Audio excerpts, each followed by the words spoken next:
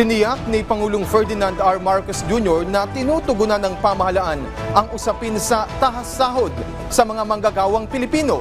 Si Alvin Baltazar ng Radyo Pilipinas sa Balitang Pambansa.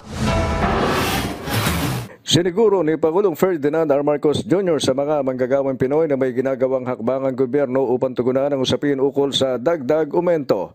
Ayon sa punong ekutibo, may paraan naman para magkaroon ng increase sa sweldo ng mga manggagawa sa pribadong sektor, subalit may kailangan lang talagang resolbahin.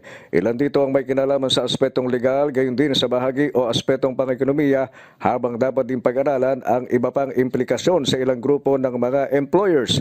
Ito, partikular sa hanay ng mga maliliit na negosyante o ng mga medium, small and medium enterprises o MSMEs.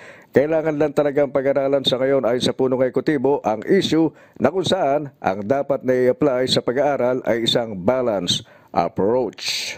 Pero palagay ko naman there is a way to increase that, but we have to resolve the legal issues, we have to resolve the economic issues. So it still deserves a great deal of study. Idinagdag ng Pangulo na kasama rin sa kanilang pinag-aaralan ang posibleng epekto sa inflation ng sinusulong na pagtataas sa pasahod. Partikular na dito, sabi ng Chief Executive, ang posibilidad na magkaroon din ng pagtataas sa consumer pricing. Pinag-aaralan din namin kung ito ay magkakaroon ng increase sa consumer pricing.